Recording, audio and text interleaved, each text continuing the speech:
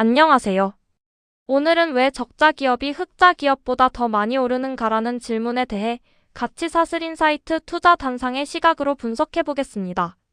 시장에는 숫자의 저울과 상상력의 저울, 이 두 가지 언어가 존재합니다. 이 두 가지를 혼용하지 않고 제대로 이해하는 것이 중요합니다. 오늘 다룰 내용은 다음과 같습니다.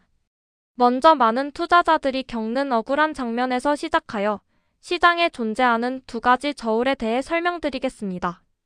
이어서 왜 천장이 없는 쪽이 더 많이 오르는지, 그렇다면 흑자 성장주는 어떻게 오르는지, 그리고 각 트랙에서 투자자들이 빠지기 쉬운 함정은 무엇인지 살펴보겠습니다. 마지막으로 시장이 다른 언어를 쓰는 이유에 대한 결론으로 마무리하겠습니다. 먼저 그 억울한 장면에서 시작해 보겠습니다. 여러분은 열심히 공부해서 재무제표를 뜯어보고 실적 성장을 확인했습니다. PER 80배, 비싸지만 성장성이 있다고 판단해서 과감히 매수했죠. 그런데 옆 종목은 적자라서 PER 계산 자체가 안 되는데 그 종목이 6개월 만에 3배가 올랐습니다. 이런 상황을 마주하면 이게 말이 되나? 라는 분노와 혼란, 그리고 자기의심이 동시에 찾아옵니다. 과연 이런 일이 말이 될까요? 네, 됩니다. 그것도 완벽하게 합리적인 금융 논리로 가능합니다. 시장은 지금 얼마를 버는가가 아니라 얼마를 벌 수 있는가에 돈을 겁니다. 이제 이 역설의 구조를 해부해 보겠습니다. 먼저 한 가지를 명확히 하겠습니다. 시장이 비이성적인 게 아닙니다. 우리가 하나의 잣대로 두 개의 언어를 읽으려 해서 생기는 혼란입니다. 시장은 종목마다 다른 저울로 가격을 매깁니다. 그리고 어떤 저울로 매기느냐가 천장의 유무를 결정하죠. 먼저 숫자의 저울은 흑자 성장주에 적용됩니다.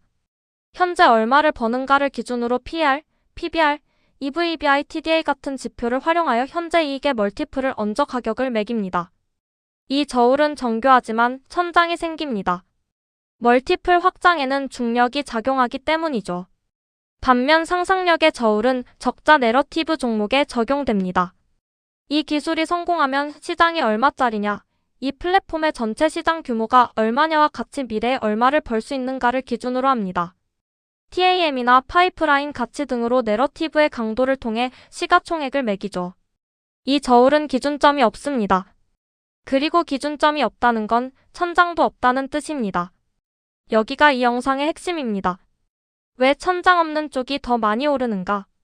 이는 역설처럼 보이지만 금융 논리로는 완벽하게 합리적입니다. 주식은 본질적으로 콜옵션입니다. 미래의 불확실한 현금 흐름에 대한 청구권이죠. 그런데 옵션 가격을 결정하는 가장 중요한 변수가 무엇입니까? 바로 변동성, 즉 불확실성의 크기입니다. 확실한 것보다 불확실한 것이 옵션으로서 더 비쌉니다. 흑자 기업은 이미 어느 정도 미래가 보입니다.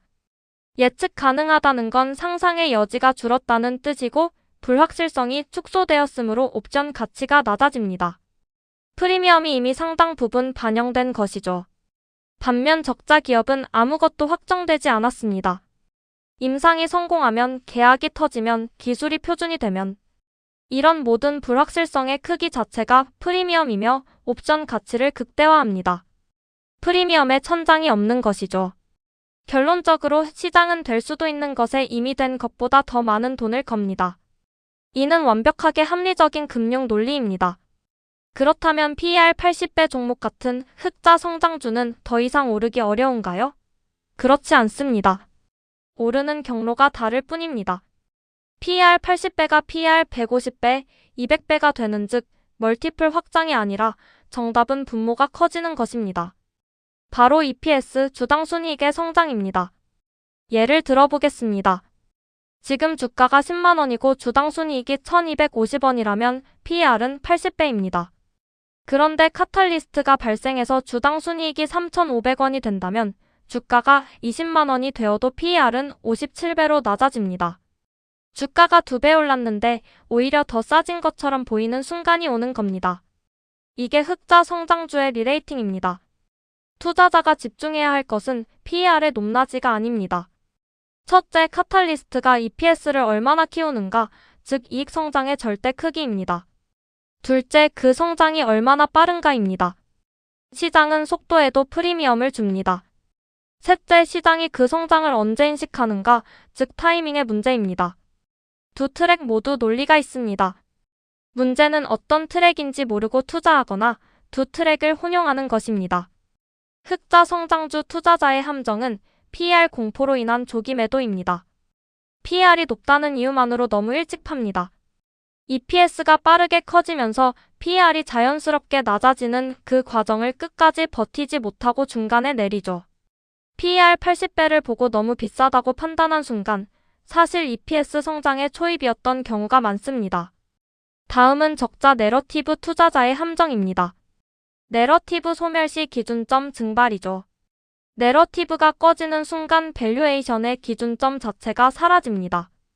흑자 기업은 주가가 반토막 나도 PER로 바닥을 어느 정도 가늠할 수 있습니다.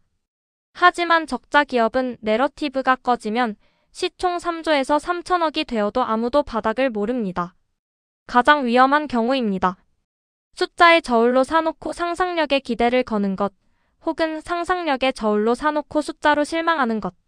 내가 지금 어떤 저울로 이 종목을 샀는지 모르는 것, 이게 가장 위험합니다. 정리하겠습니다.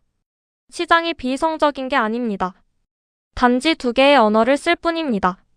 흑자 성장주는 숫자의 언어로 읽어야 합니다. 핵심은 PER이 높냐 낮냐가 아닙니다. EPS가 얼마나 빠르게 커지는가이죠. 멀티플 공포에 굴복하지 말고 이익 성장의 속도와 크기에 집중하십시오. 적자 내러티브 종목은 이야기의 언어로 읽어야 합니다. 핵심은 이 내러티브가 얼마나 크고 얼마나 오래 지속될 수 있는가입니다. 숫자의 잣대를 들이대는 순간 판단이 흔들립니다. 그리고 가장 중요한 것은 두 언어를 혼용하지 말아야 한다는 것입니다.